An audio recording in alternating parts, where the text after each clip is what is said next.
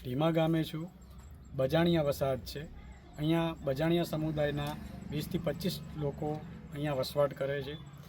તાજેતરમાં આવેલા પૂરની અંદર આ વસાહતની પરિસ્થિતિ ભયંકર રીતે ત્યાં પૂર આવી ગયેલું અને એકદમ દયનીય બની, જેના કારણે એમના રોજગાર અને ધંધા પડી ભાગ્યા। ક્યાંક જમવાનું પણ ના થયું। આજુબાજુની શાળાઓની અંદર જઈ અને એમને વસવાટ કરેલો અને આ સ્થિતિ જોઈ અમને VSSMના માધ્યમથી રાશન કીટ પહોંચાડવાનું કામ અને એના પછી એમના ધંધા રોજગાર જે પડી ભાગ્યા છે એ ધંધા રોજગાર ફરી વખત બેઠા થાય, ફરી વખત આ પરિવારો પગભર થાય તે માટે VSSMએ જે વિચાર્યું અને એના પછી આ લોકોને કટલરીની કીટ, એમનો મુખ્ય ધંધો કટલરી વેચી અને પોતાનું ગુજરાન ચલાવવાનું। નાના મોટા જે કટલરી આવે એ આજુબાજુ ગામડાઓની અંદર એ લોકો જાય અને ત્યાં વાળ હાટે અને એના હાટે એ લોકો કટલરી આપીને પોતાનું ગુજરાન ચલાવે। પણ પૂરના કારણે વરસાદ આવવાથી એ કટલરીનો સામાન બધો એમનો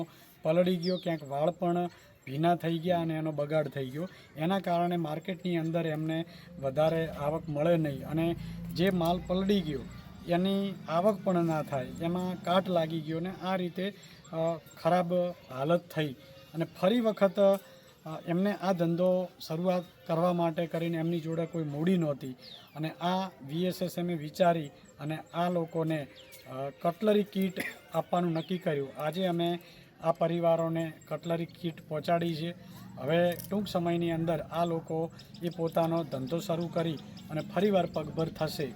બીજું કે જે નીચાણવાળા ભાગોની અંદર આ પરિવારો વસવાટ કરે છે, પાણી પૂર અસરગ્રસ્ત જે 2015, 17 અને 2025માં પણ એવી દારૂણ સ્થિતિ આમની થઈ, એમને ઊંચાણવાળી સ્કૂલો કે એની અંદર સ્થળાંતર કરવું પડ્યું।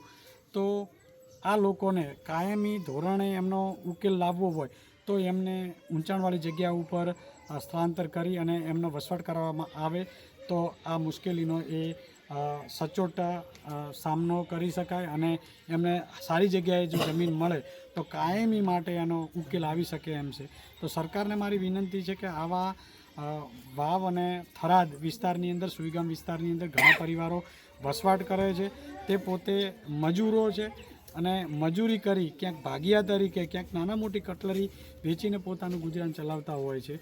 તો એમને યોગ્ય રીતે વળતર મળે અને એમના ધંધા રોજગાર ફરી વખત બેઠા થાય અને ફરી વખત એમની રોજીરોટી ચાલુ થાય એ માટે એ લોકો માગણી કરી રહ્યા છીએ। સંસ્થાગત રીતે અમે તો એમને મદદ કરીએ છીએ, પણ સરકાર પણ જો થોડા ઘણી એમને મદદ કરશે તો એ લોકો બેઠા થઈ શકશે અને ફરીવાર એમના ધંધા રોજગાર ચાલુ કરી શકશે।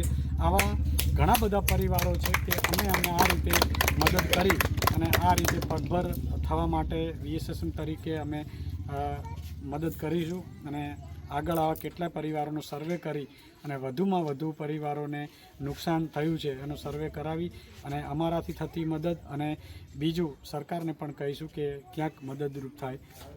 આભાર સૌનો। આવા લોકોને મદદ કરવા માટે સૌને વિનંતી કરું છું।